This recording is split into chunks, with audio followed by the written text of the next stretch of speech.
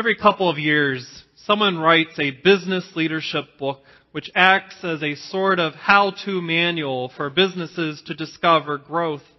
And once in a while, some of these books become bestsellers. Based on the studies or recommendations, corporations change their business model, and they do indeed have wonderful success. Based on some of these achievements, there are times these books make their way into the church, with a thought that if the leaders copy these business achievements, then church growth will take place. Well, 15 years ago, one popular book that studied leadership in businesses that suggested companies and corporations are only good if they take risks, which lead to goodness. And perhaps you're familiar with that book because it did make its way into the church. Good to Great, Why Some Companies Make the Leap and Others Don't. It's a red-bound book, and it sold 4 million copies. And even the Wall Street Journal called it the best management book they'd ever read. The author, Jim Collins, with a team of researchers, studied several companies that became great. And though he admits he does not have a silver bullet for business success, his research did suggest a recipe that businesses could become great when the leaders are willing to go bigger, go faster, and become stronger. And he claimed that these traits and risks usually lead to greatness.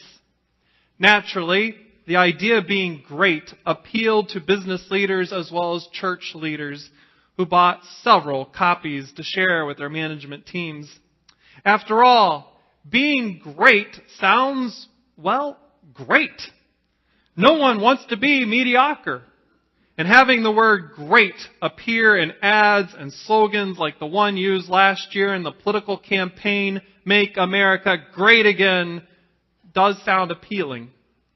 Businesses and faith organizations desire greatness. And as Collins says in his book, if your organization isn't great, then you need to simply go bigger, go faster, and show yourself as a strong entity. Then you will become great. Well, Collins was mostly correct. If an organization focuses its efforts on being great, they can achieve it.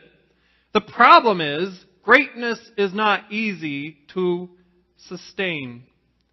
Sadly, of the 11 great companies Collins studied, 15 years later, 9 of the 11 great companies are struggling to survive. And of those 9, only 2 have barely remained great. 1 went out of business. Another one remains in business today only because of a federal mortgage bailout. Collins himself said later, "My book never promised that these companies would always be great, just that at one time they were great." 15 years later, looking at the reasons why these businesses fell from greatness, it turns out that there were several strategic opportunities or challenges that arose. But notably, in their pursuit of being great, the businesses sacrificed those opportunities. And they also, notably, sacrificed their quality. Customer relations declined and morale among workers decreased. Business managers emphasized being great, going big, even when it meant creating fake banking accounts, investing in bad loans, or reducing the workforce simply to make it appear that the business was gaining bigger dollars. Greatness at the sacrifice of being good. Perhaps greatness is not always the best goal for an organization, or at least to the prophet Micah, he didn't think so. And in his opinion, greatness was vastly overrated. He might even have said, greatness is the enemy of goodness. Micah drew his conclusion as he watched the great northern kingdom of Israel fall to the Assyrian Empire. He watched the mighty cities of Israel with all their military power be annihilated by a neighboring force. In the southern kingdom of Judah, where Micah lived, he wrote the first few chapters of his letter to deliver God's judgment against Israel and Judah. It's important at this point to recall that roughly 35 years prior to Micah's letter, and before the Assyrian invasion. The northern and southern kingdoms were united, and they were a great kingdom, and had been great ever since the great leadership skills of King David and later his son, King Solomon. But the united kingdoms were unable to sustain their greatness due to greed and jealousy caused by Solomon's children and the residents of Israel and Judah. And it was these actions that caused the kingdom to divide. Greed and jealousy by bankers, religious leaders, and the political leaders led to the poor being oppressed. Political and religious corruption to run rampant, and homes and property to be taken away from families through dishonest economic practices. Goodness was sacrificed so the kingdoms could be great. Prior to Micah, God sent prophets to proclaim that these uncaring practices had to stop. But the residents ignored the prophets and even persecuted some of them. Thus, they ignored God. And therefore, God's plan of retribution was to allow the Assyrian army to launch a brutal attack against the northern and the southern kingdoms. And so now we catch up with Micah as he announced that the attack was God's judgment against the people for their rejection of God's mercy and God's commands to care for the poor, the widow, the orphan, the refugee, and the immigrant that lived among them. Micah drew a parallel for the people to remind them that they should liberate people from oppression just as God had freed them from slavery and from the land of their enemies. But Micah declares that they had become no better than their enemies. They deserved to be punished as they punished their neighbors with unfair laws and trade policies. They enslaved people with prisons of poverty. They oppressed people by denying them justice and refusing to show kindness and compassion. They placed profits and jobs ahead of the sanctity of life and the planet. And Micah declares that their attempt to be great had defeated their ability to be good. Micah delivered God's judgment that their blessings had been removed. After all, how could they possibly be blessed when they treat each other unfairly? And if they can't care for each other, how on earth could they ever hope to bless other nations? Which was God's desire for them when God blessed Abraham and his descendants, saying to Abraham, "You will be blessed, and through you and your descendants, all nations of the world will be blessed." Unfortunately, Abraham's descendants have ignored their neighbors as they seek great power and great wealth, and they've neglected to care for their neighbors. Therefore, they were no longer great and no longer good either.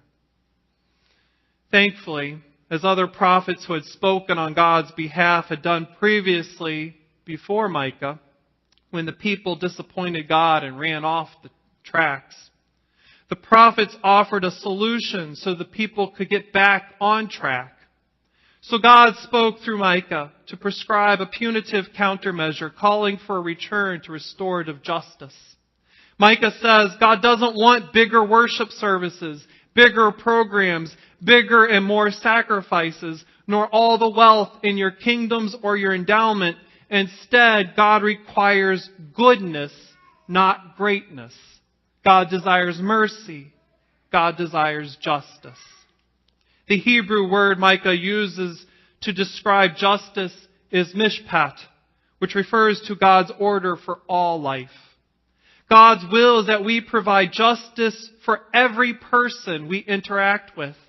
This mishpat, this justice, is practiced by loving God and being faithfully obedient to God's commands and loving justice and mercy, which was referred to biblically as doing, being, declaring, or bringing about what is right, which becomes restorative justice.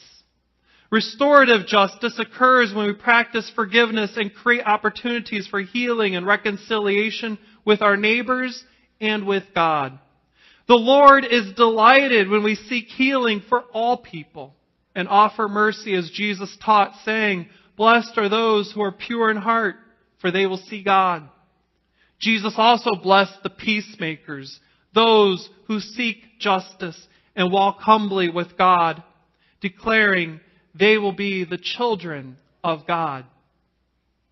Loving mercy and justice and walking humbly with God means we focus outwardly, not inwardly, not on self-preservation, security, comfort, or possessions. Instead, loving mercy and justice, we look to see the difficulties our neighbors encounter. And once we discover something is awry, we spring into action to assist our neighbors with aid. And giving aid to others doesn't require greatness. It simply requires that we exercise goodness because we're faithful to God. Being good focuses our lives on doing God's will and wanting what God wants, to lift others up. This isn't done for our own glory, but for God's glory. Not for our own accolades or ticker tape parades, nor for our names to appear on the Jumbotron during the Super Bowl. Rather, we care for our neighbors because we follow Jesus Christ. But greatness remains a tempting idea because we all want to be great. Businesses and organizations desire to be great. But the reality presented by Jesus and Micah is that in order to be great, we must be humble, which seems to run contrary to the prevailing culture. There is a belief that to be great, one must have great resources and be very popular, if not famous. Some even point to the early church saying, look how popular they must have been since their attendance grew so quickly.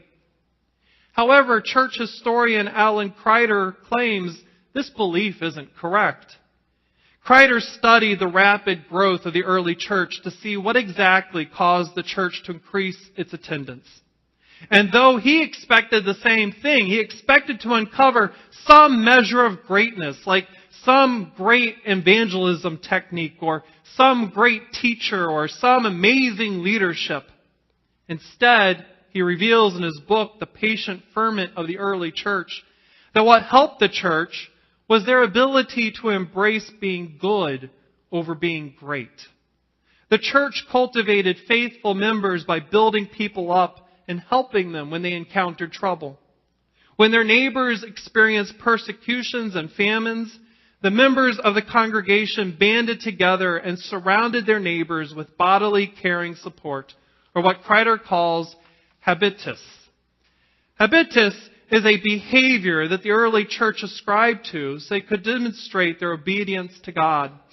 In the early church, they believed that by demonstrating behavior rooted in God's humility, they would embody the teachings and life of Jesus.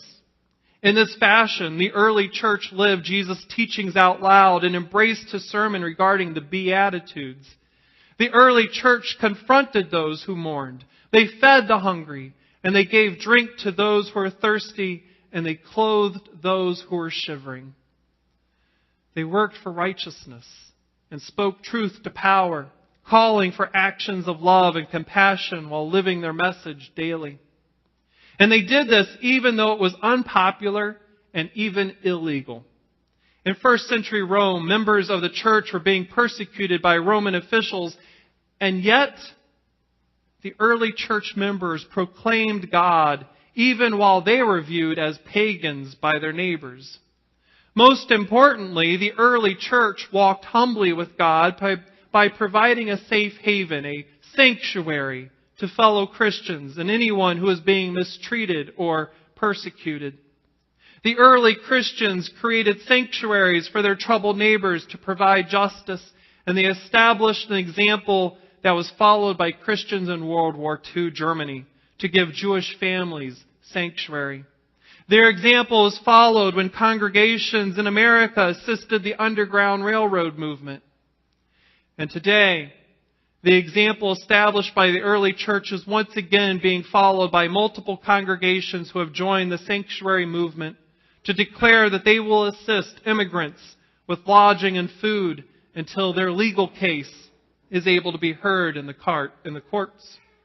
So far, the United Church of Christ has over 800 congregations who have gathered as independent congregations and have voted to become part of the sanctuary movement, to stand up against the authorities, to say, you will not remove these people until their case is legally heard.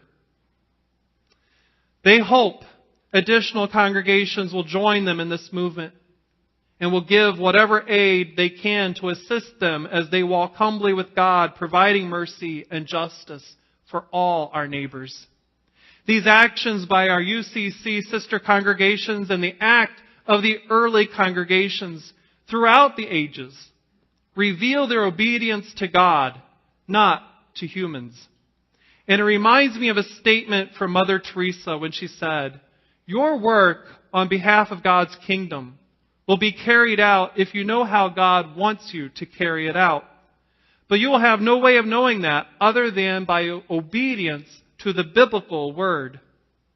Submit to it, just like ivy. Ivy cannot live if it does not hold fast to something. You will not grow or live in holiness unless you hold fast to obedience." Obedient to God. We need to hold fast to God's commands, to love our neighbors, to love justice, and to love mercy. God commands us to place human dignity and the sanctity of life before greatness, before profits, and even before ourselves.